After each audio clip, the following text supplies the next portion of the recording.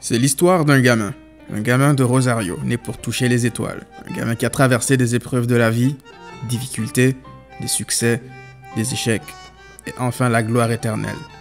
Mesdames et messieurs, installez-vous pour admirer l'un des plus grands joueurs de l'histoire du sport, Lionel Messi.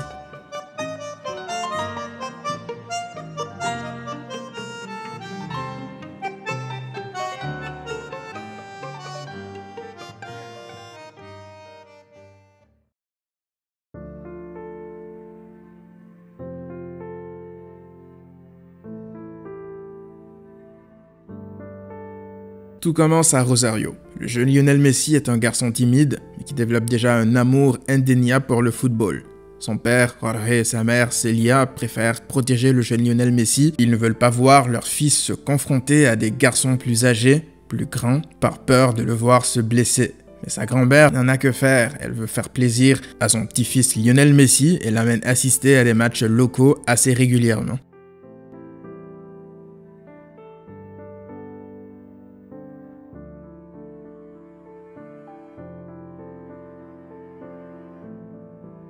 Un soir, alors qu'elle accompagne son petit-fils assister à ses matchs comme d'habitude, le coach local a besoin d'un joueur pour compléter son équipe. La grand-mère de Lionel Messi insiste. Le jeune garçon est encore frêle, l'entraîneur hésite et finit par lui donner sa chance. Le reste, c'est de la magie.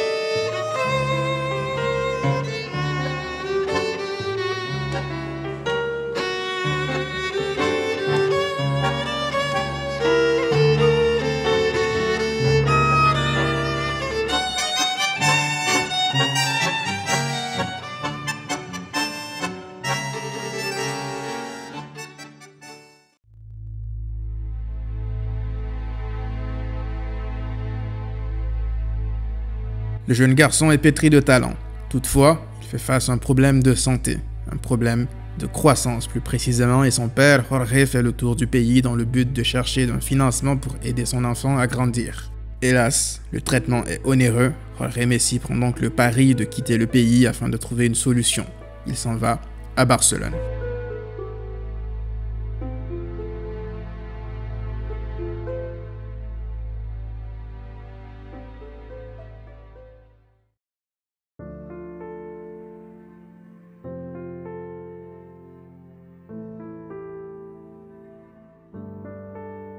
Arrivé à Barcelone, c'est une autre partie compliquée qui attend la famille Messi.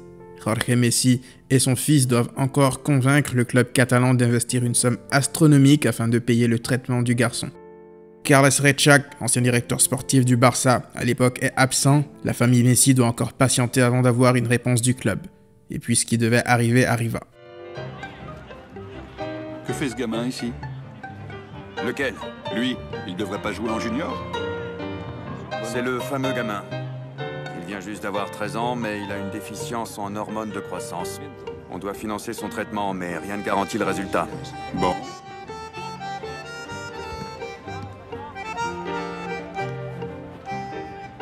Vas-y, la défense. Appelle le club. Dis-leur qu'il nous faut ce gamin à n'importe quel prix. Il faut être dingue pour voir Messi pendant un test et ne pas comprendre qu'il est génial. J'ai fait signer un contrat à Léo. Quand il a fallu remplir la case observation, j'ai indiqué Petit Maradona. Parce qu'il était comme lui. Gaucher, la tête basse, droit au but, la verticalité, la vitesse. La rapidité d'exécution. Il avait tout ça. C'était un petit Maradona. Je n'avais aucun doute là-dessus. Il n'aurait donc pas fallu longtemps au jeune Lionel Messi pour impressionner afin d'arriver en équipe première du Barça. Il racontera que les stars du vestiaire l'ont vite adopté et que Ronaldinho lui a demandé de s'asseoir à côté de lui dès son premier jour avec l'équipe A. Un génie qui en adopte un autre.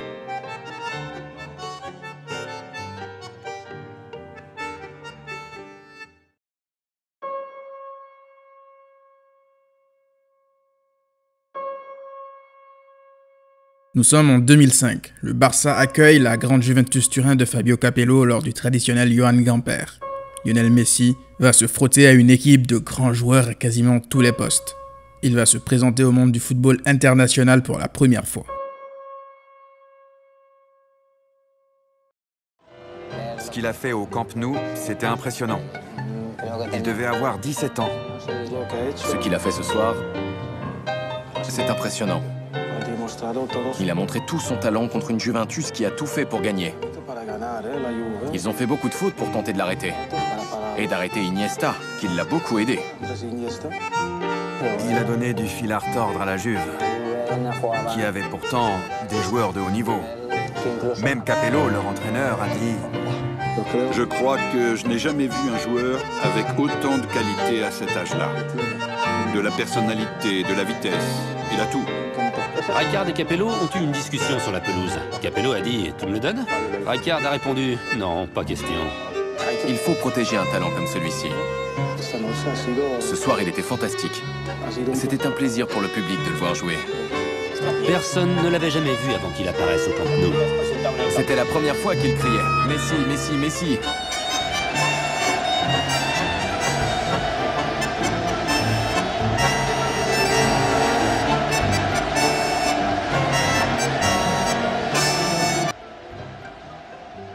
Le Camp Nou vient de le comprendre. Un ouragan s'apprête à s'abattre sur le monde du football pour de très longues années.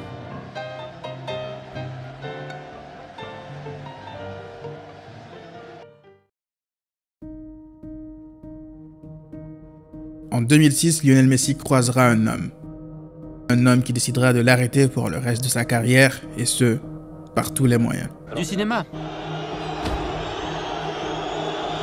Du très bon cinéma.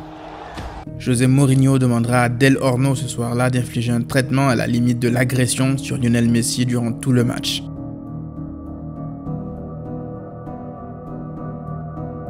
Rien n'y fait, l'ouragan est lancé, il sera difficile de l'arrêter.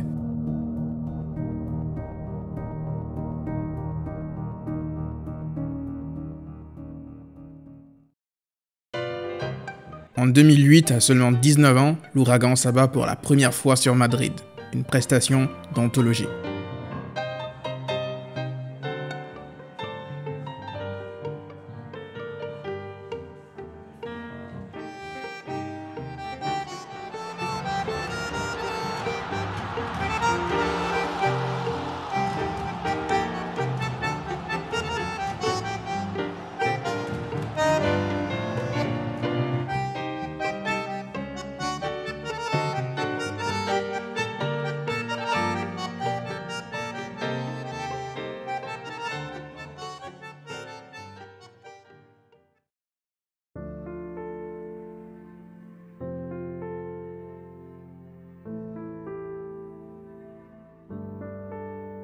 Été 2008. Lionel Messi s'apprête à rencontrer un autre homme, cette fois-ci un homme qui lui permettra de développer son potentiel pour le reste de sa carrière. Pep Guardiola.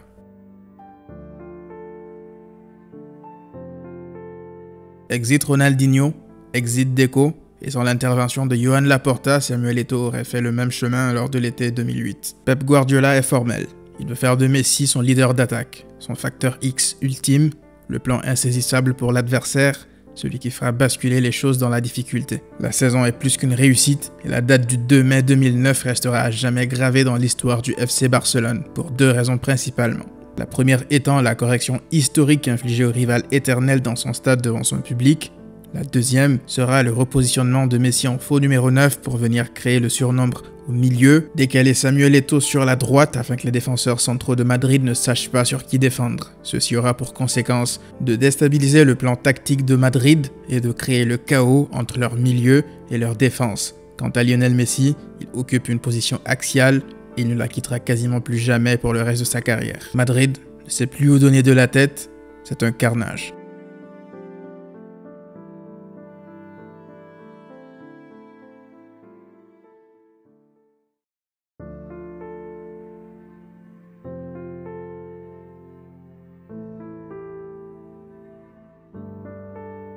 Nous sommes en 2011, le Barça de Pep Guardiola est au sommet de son art, la quintessence du beau jeu, et Lionel Messi en est son leader. Le Barça est une machine, inflige des scores de tennis à tous ses adversaires, même les plus coriaces. L'ouragan Messi va encore croiser Madrid. Cette fois-ci, avec l'homme qui a toujours voulu l'arrêter. Une fois de plus, par tous les moyens.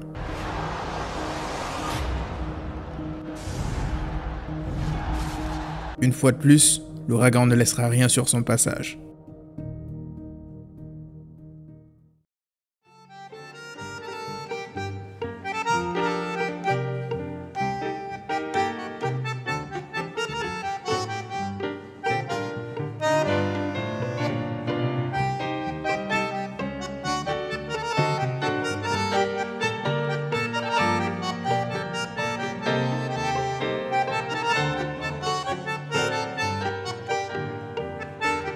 Lionel Messi ne s'arrête plus.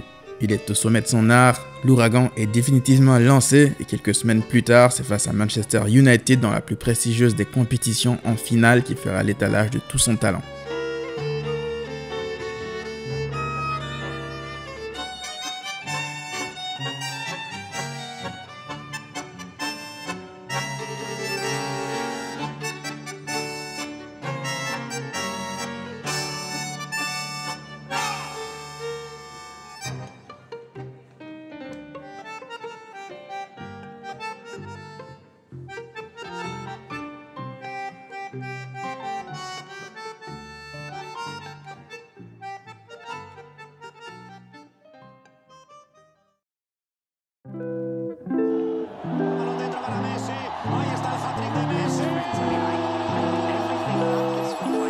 En 2012, Lionel Messi accomplira un exploit jamais réalisé dans l'histoire du football. 91 buts en une seule année civile. Il ira par là même récolter son 4e ballon d'or consécutif, une première dans l'histoire de ce sport.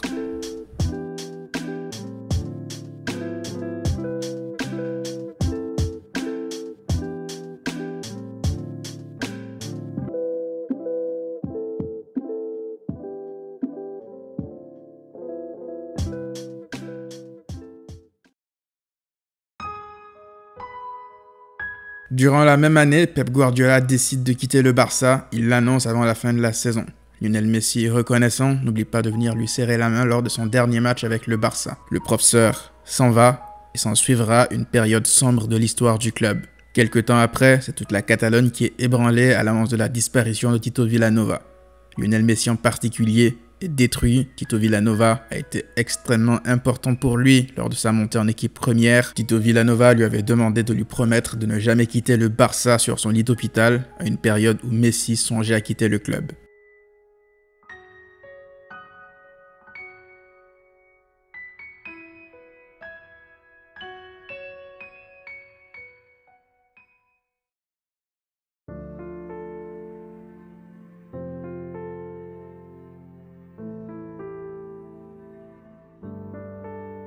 Si Lionel Messi a rencontré du succès tout au long de sa carrière, l'idylle avec sa nation, l'Argentine, a tardé à arriver.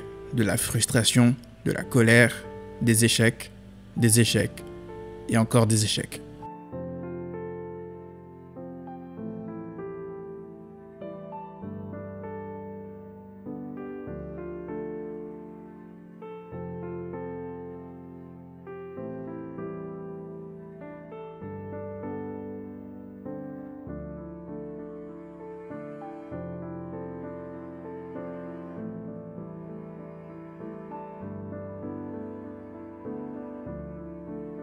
À chaque fois, un coupable pointé du doigt injustement par un peuple impatient de retrouver un titre international depuis 25 ans. Nous sommes à une époque dans laquelle Lionel Messi est considéré comme un étranger dans son propre pays, lui qui est parti vivre à Barcelone tout jeune. Les comparaisons déshonorantes avec Maradona lui font mal. Lionel Messi vit très mal la situation.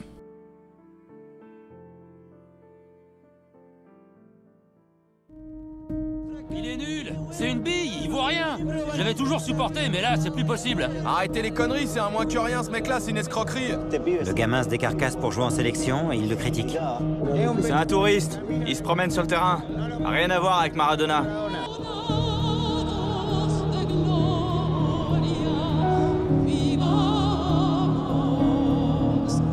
Tout le monde, et lui aussi, savait que c'était injuste.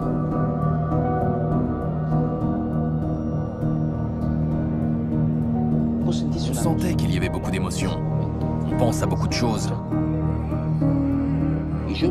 Je suis parti 5 minutes en avance pour éviter d'entendre les commentaires du public sur Léo. Léo est plus argentin que moi. Il a toujours l'Argentine et Rosario dans la tête. Revenir à Rosario, y jouer. Profiter de toutes les choses dont il a été privé enfant, non? Messi vit en Espagne depuis ses 13 ans. Il parle le rosarien. Il ne parle pas l'argentin, il parle le rosarien. Si Lionel Messi traverse des moments difficiles avec l'Argentine, à Barcelone, ce n'est guère mieux. Il a certes gagné un triplé historique en 2015 avec son trio d'amis, la MSN, composé de Suarez et Neymar. Le club a été repris par des dirigeants véreux qui ont entamé une opération de destruction, appauvrissant l'effectif du Barça autour de Messi, ce qui résultera à des humiliations pour le Barça et donc naturellement des humiliations pour Messi.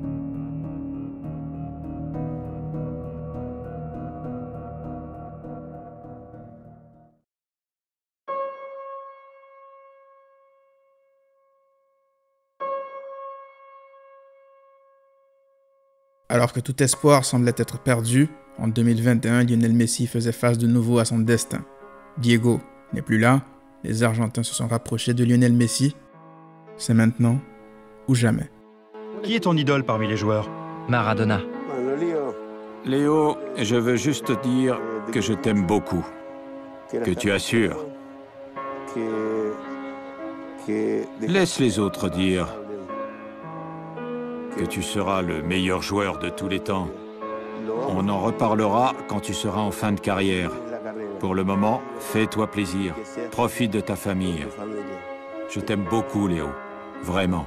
Tel un symbole, l'année de la disparition de Diego, dans le pays du rival éternel que le jeune gamin frêle de Rosario décidera de mener sa dernière danse au rythme du tango argentin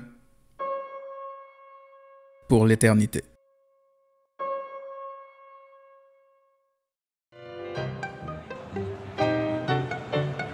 Messi.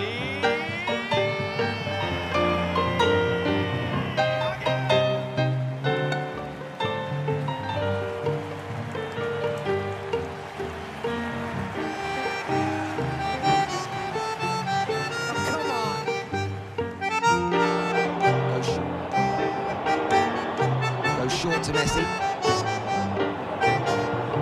Messi jinks one way, finds the cross, back post, it's headed across, goal off the post and it's in! Argentina lead! It's Guido Rodriguez with the goal!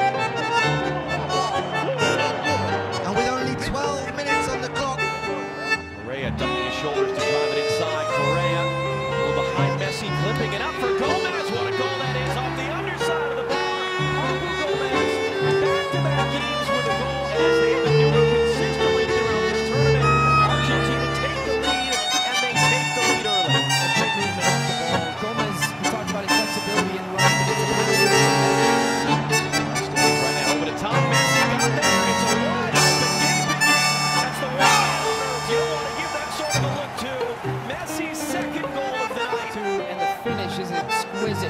Just lobbing it up over the top. The combination between Aguero and Messi. Space can lead this all the way up, makes the tackle. It's empty and Messi crosses in front instead. There is Fowler, the goal for Argentina. Rodrigo de Paul. He's the first career international goal to put Argentina in front. As you said, if anyone in the world can pull this off, it's that man, and it's Messi.